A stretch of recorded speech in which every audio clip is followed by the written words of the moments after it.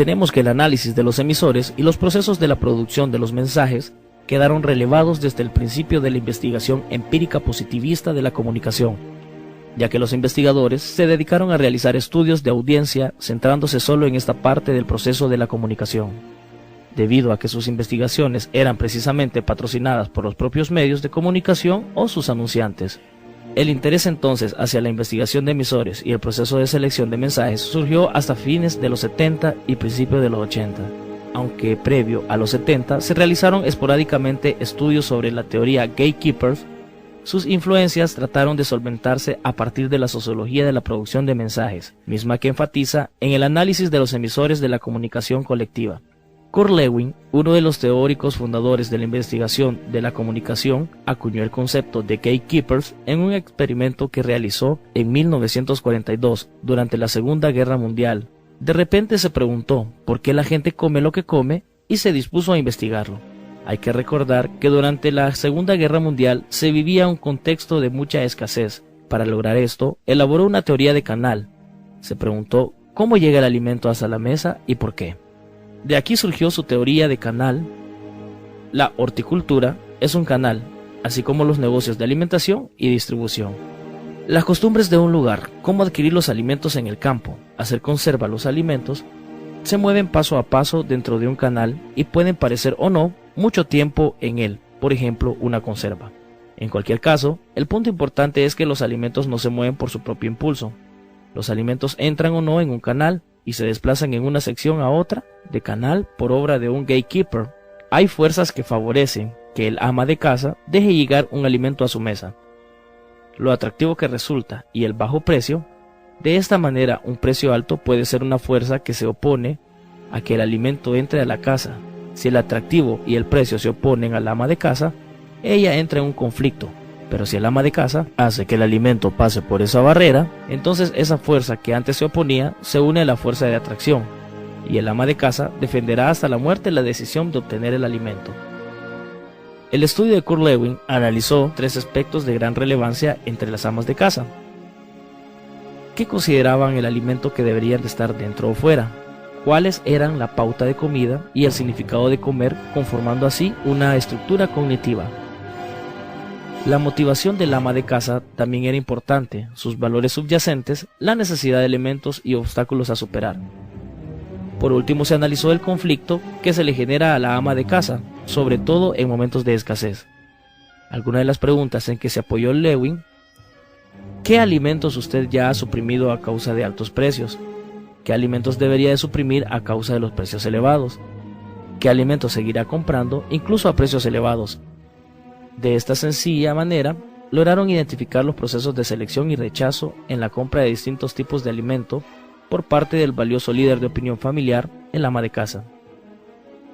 Siendo hasta 1947 planteada la idea de la función selectiva en el consumo familiar de los alimentos y usaba el concepto o término de un gatekeeper para denominar a esa persona que se sitúa en una zona de filtro para controlar un flujo a lo largo de un canal. Esa persona posee la capacidad de decidir qué llega a la mesa, de qué forma llega y en qué cantidad. En otras palabras, esta persona que deja pasar por el canal o que bloquea desde la zona de filtro, el ama de casa jerarquiza y no deja pasar todos los alimentos, sino solo unos cuantos. Selecciona y rechaza mediante este proceso, convirtiendo algo cotidiano como lo es ir al supermercado en un proceso complejo en donde una serie de condicionantes intervienen para ejecutar la decisión final de adquirir o no cierto producto. De esta manera podemos analizar los condicionantes que intervinieron en la selección de nuestra alimentación, ya sea llevando el estilo de vida de soltero, de padre, de madre o de hijo. Todos tenemos un gatekeeper en casa. Manning White fue compañero de Kurt Lewin, también fue periodista de la misma universidad. White trasladó la teoría de Lewin a los medios de comunicación. Lo que hizo Manning White fue unirse a los periódicos e investigar cuáles eran los motivos por los cuales los periodistas seleccionaban de 10 notas, únicamente tomaban una. Entonces Manning White dijo: ¿cómo es posible que el periodista que recibe 10 notas únicamente seleccione una? Se dio cuenta que en esta investigación que existió un filtro de información hacia la sociedad. En la comunicación, la definición de gatekeeper es seleccionada para denominar a la persona, grupo o institución que tiene el control sobre la información y por lo tanto posee la capacidad de decidir qué se publica o emite, de qué forma y en qué cantidad. Por ejemplo, en el medio de prensa esta figura está presentada por el director y los redactores jefes. ¿Cómo llega mi información? ¿Quién decide qué poner en la nota principal o en la nota secundaria? ¿Por cuántas personas pasa una nota antes de que llegue a las manos del receptor?